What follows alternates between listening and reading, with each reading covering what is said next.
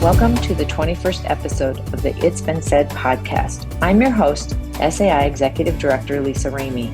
Each show is dedicated to conversations on leadership as we further SAI's mission to support, encourage, and develop Iowa's educational leaders and learners. We're excited to welcome guest Laura Medberry, Executive Director of Learning Supports for College Community School District. In her role, Laura's responsibilities encompass several programs and departments, some of which include trauma-informed practices, an interconnected systems framework, life-space crisis intervention, and a community engagement specialist team that she'll talk about in this episode. Welcome, Laura. Good morning. Thanks for being here today. So would you introduce yourself to our listeners and share your role in supporting students within your school and community? Sure. So I'm at Prairie. I'm the Executive Director of Learning Supports. And I would say that as it relates to this topic of this podcast, I support our school counselors. I support our school-based mental health providers. I support systems for a multi-tiered system of support for SEBH, along with other collaborators, of course.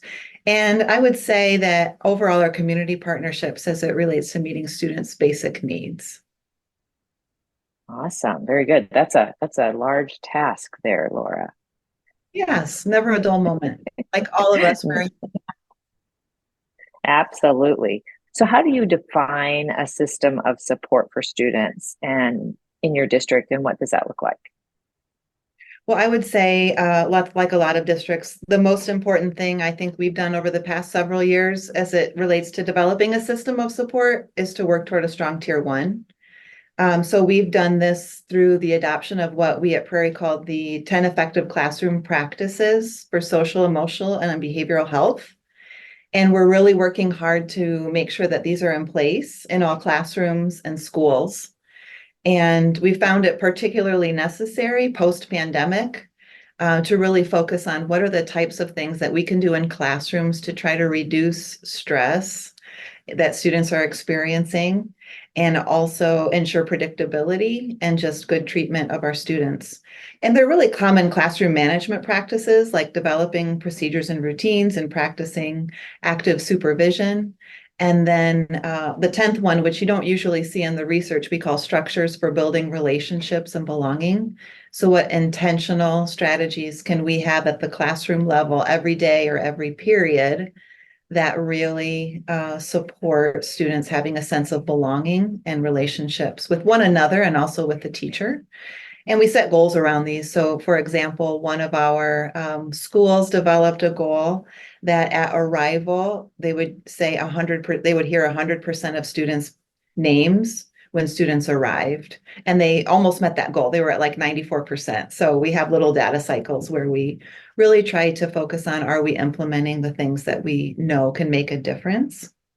The other thing that we've been working on at the other end of the tier is our response to students who have significant dysregulation moments throughout the day.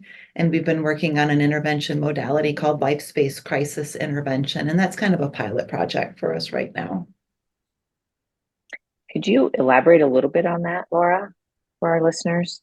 Sure. So life-space crisis intervention is a 6-step process that a trained person, they call them behavior interventionists, a trained person will go through at a moment of crisis. So when a student is experiencing some dysregulation for whatever reason, a trained individual will walk them through these 6 steps of the intervention and try to transform that crisis moment into an opportunity to practice co-regulation skills and also think about what skills can I try the next time a situation like this occurs. It's pretty complex. It takes 4.5 days of training and it ends with a practical exam and a written exam in order to be certified. But we have a great trainer that comes on our campus and we have about 65 staff members trained right now.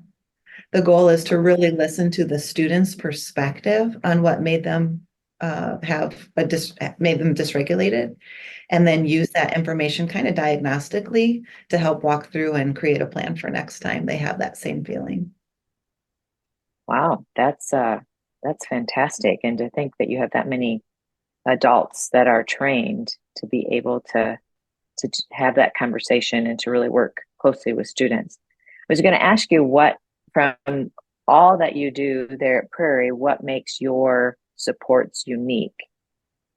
I think it is really relentlessly focusing on tier one and trying to develop this institutional knowledge at Prairie so that no matter how our population changes over the next 10, 15, or 20 years, and no matter what turnover we have in administration and teachers and in other support staff, that our students' needs can continue to be met. So if we have a turnover of, let's say we have 4 first grade teachers in a building and 2 of them leave, the next year it's not like, it is a little bit of retraining formally, at the beginning of the year, but also it's that PLC coming together and really having good, sound, solid strategies to share with their new colleagues. So what I'm really focusing on is a really strong, durable system of support at tier one, so that when any of us aren't here anymore, that can carry on. Yeah, that's so important to have that support at that initial level, right? That tier one level. So what are some key, and maybe you've already identified some of these, but what are some key support systems you have implemented there to help students succeed both social emotionally as well as academically? Yeah, I think I probably have highlighted a couple that are probably the most significant and maybe a little bit unique that people haven't heard of, but in case I don't get a chance to say it later, another one I want to highlight is our teacher-child interaction training, universal. The reason I say universal is because, again, at tier one, we've been working with Grant Wood for the last few years to establish coaches within our district who are trained in teacher-child interaction training. And this is a great opportunity for teachers to get on the spot coaching because teachers wear a little earpiece and then the coach is watching, kind of like reading recovery and teaching behind the glass, if anybody has ever experienced that before, because the coach has a little microphone and they're able to, in real time, provide coaching to the teacher as far as the interactions that they're having with the students. And the goal is really to increase attachment between the teacher and the students with the use of a variety of techniques to acknowledge their positive behavior and just who they are as people. And it's a very tight data-driven process where teachers who are being trained go through different levels of mastery, and the coaching keeps happening until they reach that level of mastery. And in one sense, it kind of sounds a little like intense and intimidating, but it's so very supportive. And any teacher that's been a part of it, for the most part, just absolutely loves it because they're getting the support that they need and things that they don't maybe always see in the classroom, or they can't find the right words in the moment. They're getting those fed to them in their little earpiece when the coach is in the room. And they're also feeling this sense of attachment with their students. So in both the rates of discipline referral in the classrooms where we have strong TCIT happening, and both in our social emotional like screeners and assessments, we see consistently across the board really positive results in classrooms where that's taking place. So Laura, I can imagine that there might be some of our listeners, as they're hearing you talk about both of these different methods that actually require some additional training. How do you find the time to provide that additional training for your staff? We are lucky at Prairie because we have about one day a month for professional learning, but we do not have any early releases. And then we also have a structure where teachers have 45 minutes of planning in the day, but our school start time is a little later or our release time is a little earlier. So we have about 55 minutes or so at the beginning or the end of the day, depending on the school's schedule, where teachers can have PLCs and learn about some of these other things. These really heavy lift, big training items, so they do take extra time. They take release time. So for TCIT training, for example, that's actually 4 half days at the beginning-ish of the year, like in the first trimester or so, in order to train up in that. And then LSCI, like I said, is 4.5 days. So we do that in the summer. And then we also do that during the school with release time, with subs or like internal coverage at the school. Everybody has gotten really good at that because of our sub shortage. So it's really about making a commitment to keeping these things going. And both of them, both TCIT and LSCI, we've seen good results with. So even though it's a hardship and there's a financial cost with that, and a hardship to have your teachers or your counselor or whomever out of the building or occupied in the summer when we should be resting. Those things are definitely well respected on our campus, and we can see the benefits to students. So we do make time for those. Yeah, thank you for sharing that, because it can be challenging, right, to find that time. So I appreciate the variety of ways that you're trying to support that extra learning for staff. So how do your teachers and staff identify students who might need additional support? And then once that they are identified, what steps are taken once that need is recognized? Yeah, so each of our schools has a little bit different process, but generally each school has a team that's regularly looking at student need across the entire population by looking at student data, discipline referral data, and then grades, but that's more at the secondary level. We don't really focus on grades too much, K6 really, but there is that academic like classroom, classroom academic skills and that type of thing, but not really grades K6, but they do like at those 7, 12. And then these teams determine what interventions to put in place. And then right now we're actually this is such a work in progress. I have a team, we call it the SEBH umbrella team, and we have representations, not from every school, because that would be too big, but from every and like group. So we have teachers and teacher leaders and administrators and special ed. And then I am on this team as well. And we're looking at ways to kind of streamline and standardize our documentation process for intervention plans, because we're really strong at some schools at some levels. And then in others, in our larger schools, things are just more complex or moving a little quicker pace, and we have some room to grow there. So we want to move forward as a system without asking any building to just stop what they're doing or to do a little bit of a less robust process. So right now we're working on what components are essential for a general education intervention plan in the realm of SEBH. And we're taking that really slow because really we don't need to rush it. Students are still getting intervention supports without having that piece. But I would say that once their needs are recognized, I would say our strongest interventions are probably at the tier 2 level, check in, check out, and check in, check out with modified features. I'd say we have some fidelity around that and some fidelity around SAGE groups, or I think that stands for social academic instructional groups. But I would say that we would like to have more tier 2 interventions, and we're working on how do we expand the resources that we have at tier 2, because I think that's kind of a goal in a lot of districts. Actually, there just isn't a whole lot out there for solid tier 2 SEBH interventions. Yeah, I would agree.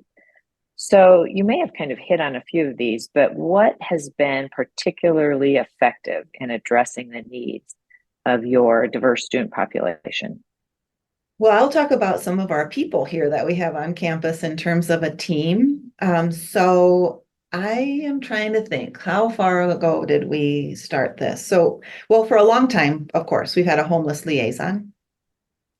And about, I want to say 3 or 4 years ago, we have a new superintendent, and he really wanted to support the work of SEBH in our system.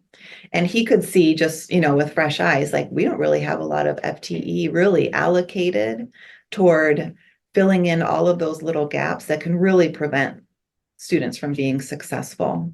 So we expanded the part-time homeless liaison to a full-time position. And over the course of time, we've added 2 additional, what we call community engagement specialists. So we have this team of 3, I supervise them, and they've really been a game changer for us, without a doubt. One is still focused on McKinney-Vento legislation, homeless, students experiencing homelessness, and also foster care.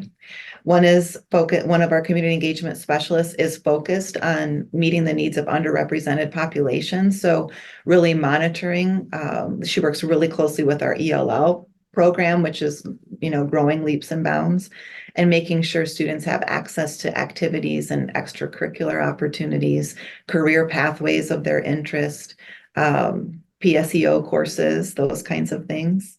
And then we have a third person that's just kind of at risk in general. And that has really helped us meet needs. Now, these aren't assigned to a building. There are 3 individuals that serve our district of about 5,800 students or so. And so people know you can call on one, you can call on them all, and they'll be there to help fill in whatever gaps are needed. And that's been really, really wonderful for us. Yeah, that's fantastic. Thank you for sharing. So how does your school collaborate, or does your school collaborate with community organizations to help provide resources to support kiddos as well? Well, we're super lucky in Lynn County. There is Lynn County Public Health pulls together an organization called My Care Community. And this is convened by leaders of public health, as I said, and they bring together area providers, so like mental health providers, just physical health, like medical health, all different types of agencies, and also school district representatives.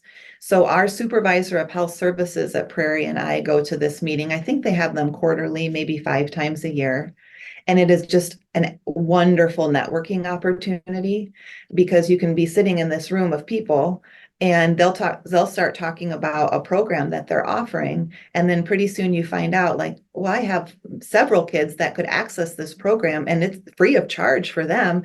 And actually the agency will do a lot of the legwork in getting the family. We just got to be that person that's kind of like a matchmaker, get this family connected with this agency. And that happens every single time we go to My Care Community meetings. The other piece that My Care Community has been overseeing is called the Unite Us platform.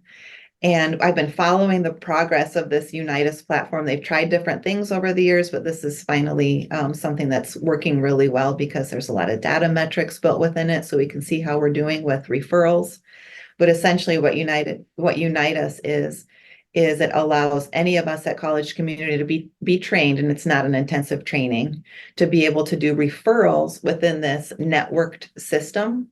So if I have a family that I learn really needs support with, let's say, dental care, I can go into the Unite Us platform and see who is on the platform that could potentially provide dental care for this family. And it's got all of the criteria for eligibility built within it. So I do a little quick interview with the family. I get a release from them to be able to share their information with this agency. You can build that into the system. It's super easy. And then I do a referral, and then the agreement is on the other side of things. The referring agency, if you're a part of the Unite Us, you get back to that family within 24 to 48 hours. So that's been really great. So we're on Unite Us and able to do referrals for a lot of different things. And then Prairie's there too, because we could take preschool referrals. So there is not so much that we can really offer up, because you have to be a district resident, but preschool is something that wherever you're at, hopefully we can find a preschool program for families that might have a need.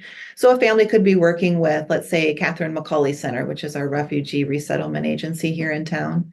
And they realize, oh, they've got a 4-year-old, they might need preschool. They can just do a referral within Unite Us, along with referrals for other things the family might need. So that's been really wonderful.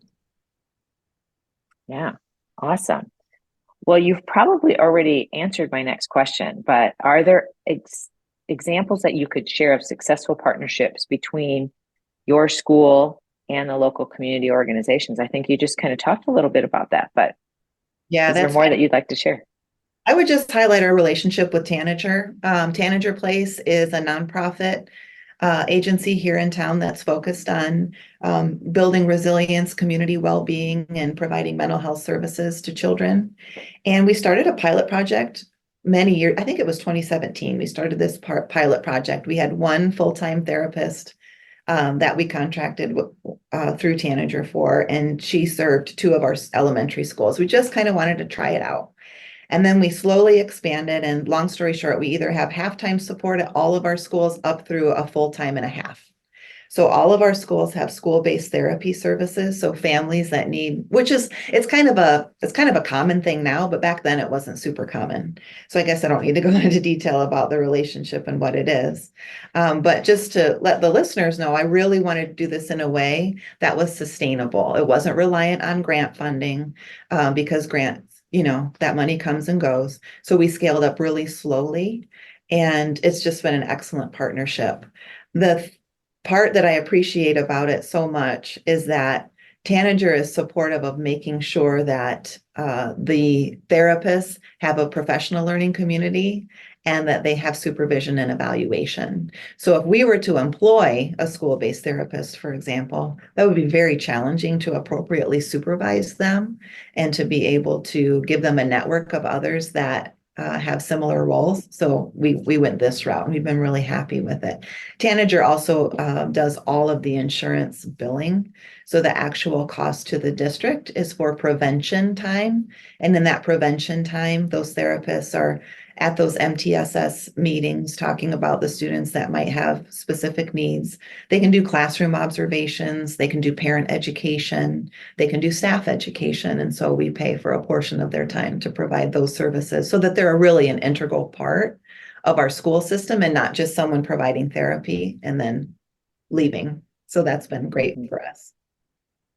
Yeah, that's fantastic to have them to be a part of, PLC meetings and for professional learning. That's fantastic, Laura. Thank you for sharing that. So we all know how important it is to have that partnership with our parents and guardians as well when we're talking about supporting kiddos. So how do you engage parents and guardians in this process? Well, parents are our number one partners. And I feel at Prairie, we work really hard to make sure that parents are feeling that they are a part of their child's school life. That's really important to us. Communicating with them early, communicating with them often, those are things that we feel are really important. We've really stepped up probably just this last year, in making sure we're on the same page about what the teacher's role is in addressing student attendance and letting the parents hear from the teacher first on being concerned that their child's been missing time at school. I think that's really helped us forge those partnerships. And I would say overall, our community really trusts us. We do have those moments where things haven't gone as well as we would want, and there's some repair of the relationship to do. And in those moments, we just really focus on knowing that parents are doing the best that they can. There's a misunderstanding, and we just need to work on things that are going to repair, because obviously those happen in all school districts. So I feel we've really done a good job of making sure parents and guardians are in the loop on everything. And also our community engagement specialists, they work with our parents a lot. They just have open lines of communication all the time, and that's really helped us out too. Yeah. So do you I hear that you involve community, right? There's community involvement. But how about, are there mentors or other volunteers or local businesses that help enhance the support network that you have there for students? Yeah, well, in addition to the agencies that I've kind of mentioned, one of the aspects of our work at Prairie that I'm not really involved too much with this, but I have seen the good outcome of it, is establishing these career pathways over the last 2 or 3 years and relying on the business partners within our communities to assist us with that and give kids these really rich career experiences. That's really been something. I heard a story about a young student the other day, or a young man the other day, a high school student who had a fair amount of attendance and behavioral concerns, like a high rate of frequency, a lot of absences. And I won't give too many details, obviously, but he became linked up with one of these new pathways. And there was an administrator that kind of took him under his wing. And then I hear he's been at school every day and no disciplinary issues, and just these partnerships that were, again, I don't have much of anything at all to do with them, but these partnerships that our CIA team and our superintendent and our administrators are developing with community to help students see the purpose of being at school. It's just getting more challenging for kids to buy into what we do at school because of all the distractions that they have in their life. So it's on us to try to figure out how to shift our systems to find new ways to make school the most engaging and entertaining and supportive and enriching thing in a student's life. Yeah, helping them see the why, right? Why is it important to be at school? That's fantastic. Um, so, you have shared, Laura, a wealth of resources that you have both internally within the district as well as how you're connecting with those external resources. How do you ensure that they're coordinated and not working in isolation? One of the structures that we have at Prairie is I bring together 3 times a year our SEBH advisory group. So we started this in 2019. Yeah, it was the COVID. No, it might have been 2018. And my first goal was just to get all these folks together. We have like about a dozen agencies represented. And my first meeting, I was so nervous and I just thought, I just want people to come back for the second meeting. That's my only goal. I'd never done anything like that. We were bringing people from Tanager Place and United Way and the hospital and our Cedar Rapids Police Department. And I just thought, I kind of know what I want this group to do, but the work is so kind of nebulous in a way as when you're talking about partnering with community agencies and trying to make things seamless and reducing barriers. I didn't 100% know how it was going to go, but it was great. And they came back and they still come back. We keep that team going every year. And I would say that our conversations come around, how do we reduce the barrier? What are the barriers and how do we reduce them? And honestly, just bringing this group together 3 times a year is one way to reduce barriers. Because just like that My Care community group, when our SEBH advisory group gets together, we learn about new efforts in our community all the time. And my community engagement specialist team comes to that meeting too. So they're always like, oh, I need to talk to her and I need to talk to the ASAC person and I need to talk to Cedar Rapids Police Department and I need to talk to, whomever.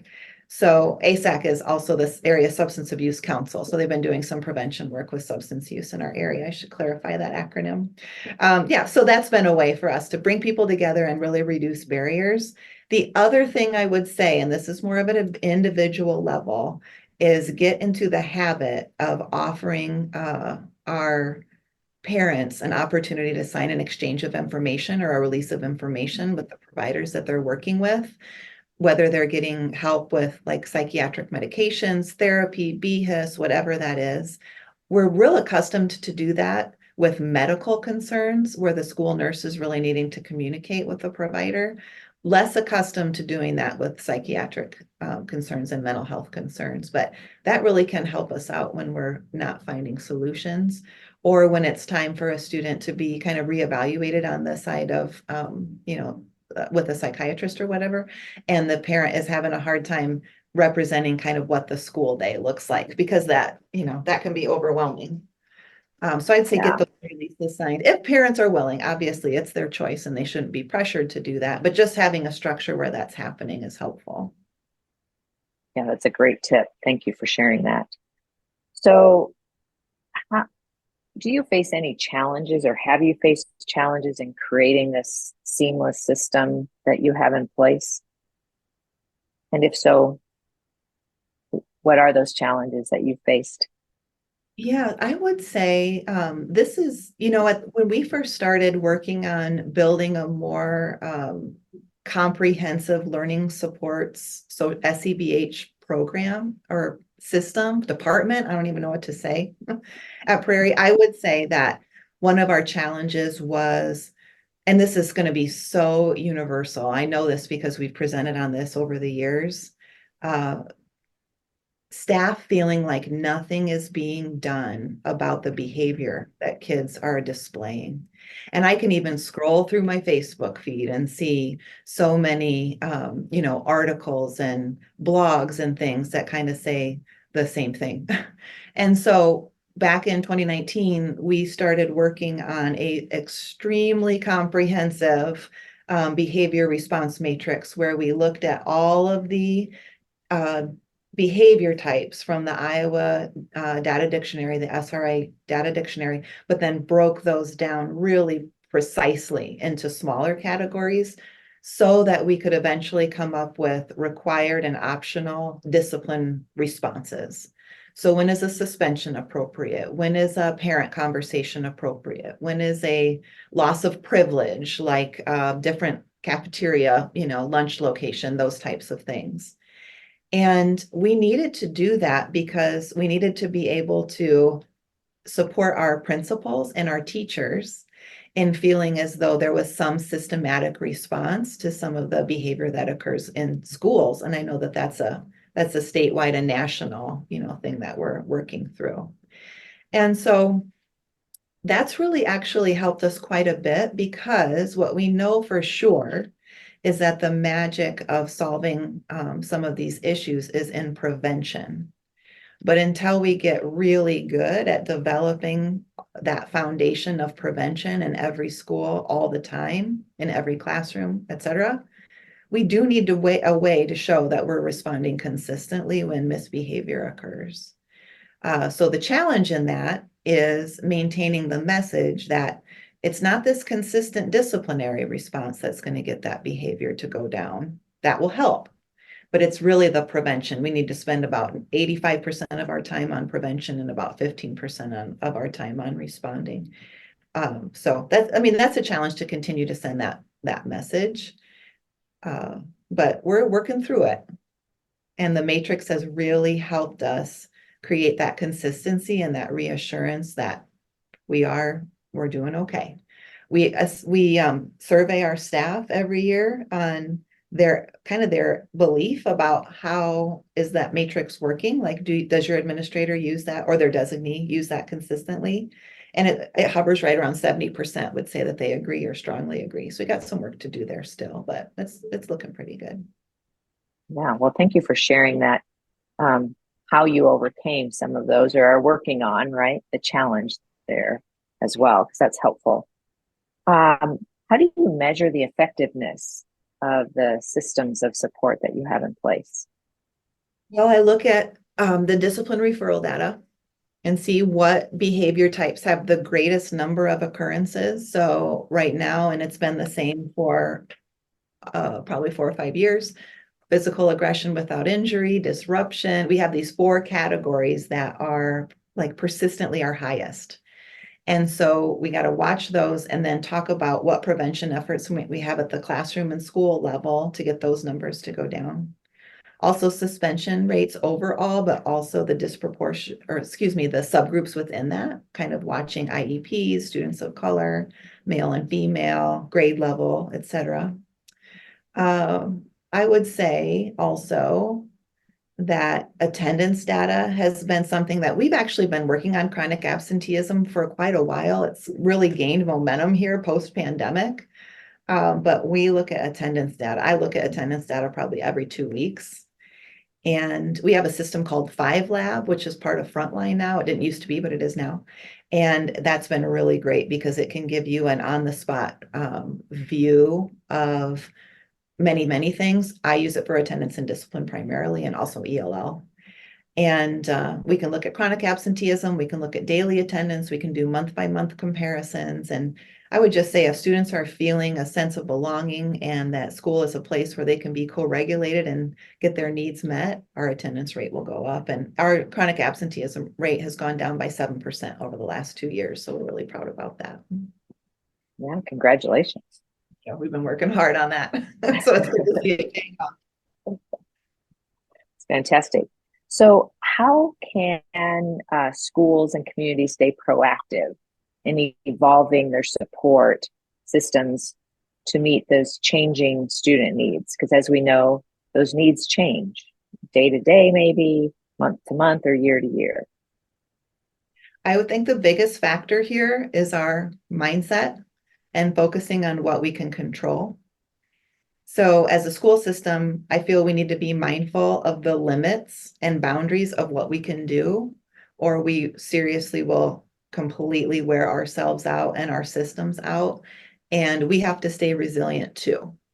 So we need to think about and set boundaries for what we can reasonably do, and also think about what we reasonably are able to control and influence, and keep those things that are well out of our control just off the table, because we can't do anything about those. Also, we need to invite our community members in to see where our purposes and our missions overlap, so that when something is out of bounds for us, they might be able to pick up those pieces and try to work together as much as we can, try to work smarter together. That's a lot easier said than done, but the first step in my mind is always establish a structure. So if we want to bring community together, when are we going to do that? Where are we going to do that? How often? And then just set a date, send out some invitations, and start having that discussion, because we really cannot do this by ourselves as a school system. Yeah, for sure. So, Laura, in your opinion, what is it that you all do that might be able to be replicated in other districts in the state? I would say something that does not take, it takes a little bit of time, but it does not take any, anything beyond that, is developing belief statements to help guide the work of SEBH. Because I often say to my team here, or when presenting or whatever, that for whatever reason, meeting students' social, emotional, and behavioral health needs can be a super hot topic. And it could be because it's where kind of our values as individual, people, because we're, individual people with experiences we bring to the table, could be our values, are really surfaced there. Could be that things have changed so much from when, like, most educators were young people, or it could be that our parenting style works a certain way for us at home, and we try to use that at school, but that doesn't really work with all students. So I would say that if you develop some belief statements in your school or in your system about meeting students' social, emotional, behavioral health needs, and come back to those as often as possible to try to make it so that we're moving forward together, kind of like norms for a PLC, something that we can all agree upon and come back to and remind ourselves when things are really hard.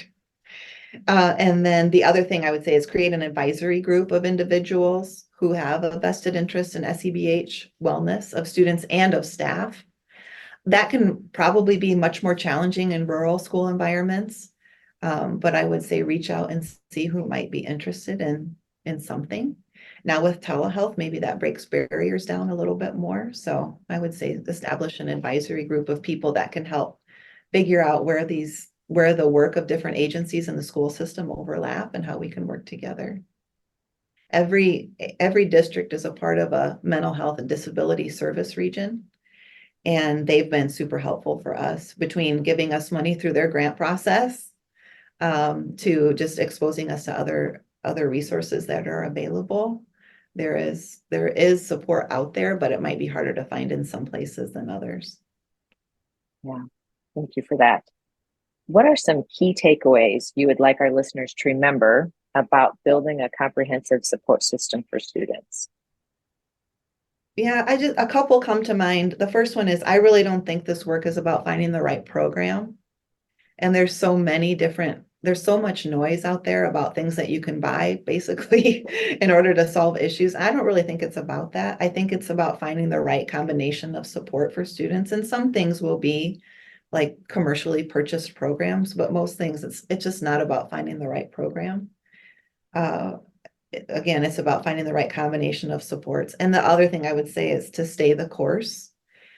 Focusing on social emotional needs of our students is very foundational for their success and all else that they'll do in school, and also just the viability of our communities outside of school too.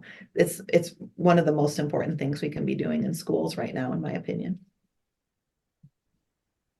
Well, thank you, Laura. I so appreciate you taking time to share the great work that you're doing there at College Community and supporting kids. Thanks so much for all that you do. It was my pleasure. Thank you, Lisa. Summer offers opportunities to focus on your professional growth, Connect with leaders from around the state and gather inspiration as you build momentum for the coming school year. Check out the events listing on the SAI website at sai-iowa.org/events for the coming month's schedule, including the Can't Miss Annual Conference, August 7th and 8th.